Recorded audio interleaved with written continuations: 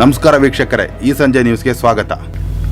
ಕೊಲೆ ಮಾಡುವುದು, ಅದನ್ನು ಸೋಷಿಯಲ್ ಮೀಡಿಯಾದಲ್ಲಿ ನೇರ ಪ್ರಸಾರ ಮಾಡುವುದು, ಹಿಂಸಾತ್ಮಕ ಕೃತ್ಯಗಳಲ್ಲಿ ವಿಕೃತ ಆನಂದ ಅನುಭವಿಸುವುದು ಪಾಶ್ಚಿಮಾತ್ಯ ರಾಷ್ಟ್ರಗಳಲ್ಲಿ ಸಾಮಾನ್ಯ ಎಂಬಂತಾಗಿದೆ. ಭಾರತದಂತಹ ಸಂಪ್ರದಾಯವಾದಿ ರಾಷ್ಟ್ರದಲ್ಲಿ ಇಷ್ಟರ ಮಟ್ಟಿಗಿನ ವಿಕೃತಿ ಹಾಗೂ ಕ್ರೂರತ್ವ ಕಂಡು ಬಂದಿರಲಿಲ್ಲ.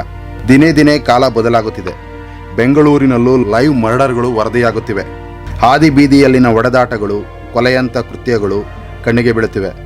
ಬೆಂಗಳೂರಿನಲ್ಲಿ ಮತ್ತೂ ಒಂದು ಹೆಜ್ಜೆ ಮುಂದೆ ಹೋಗಿ ವಿಕೃತಿ ಮೆರೆದಿರುವ ವ್ಯಕ್ತಿಯೊಬ್ಬ ತನ್ನ ಪತ್ನಿಯನ್ನು ಕೊಲೆ ಮಾಡುವ ಉದ್ದೇಶದಿಂದ ಚಾಕುವಿನಿಂದ ಹಿರಿದು ನಂತರ ಆಕೆಯನ್ನು ನಿಂದಿಸುವ ದೃಶ್ಯಾವಳಿಗಳು ಫೇಸ್ಬುಕ್ನಲ್ಲಿ ಲೈವ್ ಆಗಿವೆ. ಎದೆ ನಡುಗಿಸುವಂಥ ಈ ದೃಶ್ಯಗಳು ಸಾಮಾಜಿಕ ಜಾಲತಾಣದಲ್ಲಿ ತಲ್ಲಣ ಮೂಡಿಸಿವೆ. ಪತ್ನಿ ತವರು ಮನೆ ಸೇರಿದ್ದಾಳೆ ಎಂಬ ಕಾರಣಕ್ಕೆ ಹತಾಶನಾದ ವ್ಯಕ್ತಿಯೊಬ್ಬ ಹತ್ಯೆಯ ಎದುರೇ ಪತ್ನಿಯನ್ನು 5-6 ಬಾರಿ ಚಾಕುವಿನಿಂದ ಹಿರಿದಿದ್ದಾನೆ. ಗಂಭೀರವಾಗಿ ಗಾಯಗೊಂಡ ಆಕೆ ಸ್ಥಳದಲ್ಲೇ ಮೃತಪಟ್ಟಿದ್ದಾರೆ. ಮಗಳು ಕೊಲೆಯಾಗುತ್ತಿರುವುದನ್ನು ಕಣ್ಣಾರೆ ಕಂಡ ತಾಯಿ ಎದೆ ನಡುಗುವಂತೆ ರೋಧಿಸಿದ್ದಾರೆ. ಮನೆಯ ಒಳಗೆ ಅಮಾಯಕನಂತೆ ಬಂದಿದ್ದ ಆರೋಪಿ ಹೊರಗೆ ಹೋಗುವಾಗ ರಕ್ತಸಿತವಾದ ಚಾಕು ಹಿಡಿದು ವಿಕೃತಿ ಮೆರೆದಿದ್ದಾನೆ.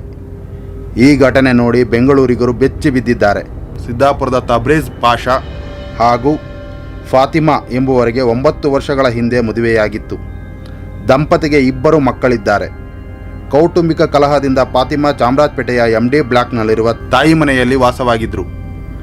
ಮಕ್ಕಳು ಅಲ್ಲಿಂದಲೇ ಶಾಲೆಗೆ ಹೋಗಿ ಬರುತ್ತಿದ್ದರು. ಮನೆಗೆ ಬರುವಂತೆ ಪತ್ನಿಗೆ ತಬ್ರೇಜ್ ಹಲವು ಬಾರಿ ಪರಿಪರಿಯಾಗಿ ಕೇಳಿಕೊಂಡಿದ್ದ.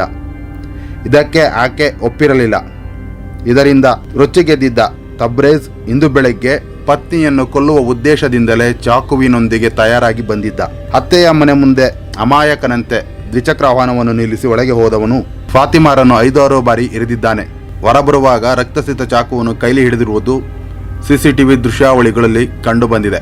ಪೊಲೀಸರು ಸಾಂದರ್ಭಿಕ ಸಾಕ್ಷ್ಯ ಹಾಗೂ CCTV ದೃಶ್ಯಾವಳಿಗಳನ್ನು ಆಧರಿಸಿ ತನಿಖೆ ಮುಂದುವರೆಸಿದ್ದು, ಆರೋಪಿ ತಬ್ರೇಜ್ನ ಬಂಧನಕ್ಕೆ ಕಾರ್ಯಾಚರಣೆ ನಡೆಸುತ್ತಿದ್ದಾರೆ. ಈವರೆಗೂ ಪಾಶ್ಚಿಮಾತ್ಯ ರಾಷ್ಟ್ರಗಳಲ್ಲಷ್ಟೇ ಕಂಡುಬರುತ್ತಿದ್ದ ಲೈವ್ ಮರ್ಡರ್ ದೃಶ್ಯಾವಳಿಗಳಲ್ಲೂ ಸಿಲಿಕಾನ್ ಸಿಟಿ ಬೆಂಗಳೂರಿನಲ್ಲೂ ನಡೆದಿರುವುದು ಸಾರ್ವಜನಿಕರಲ್ಲಿ ಆಘಾತ ಮೂಡಿಸಿದೆ.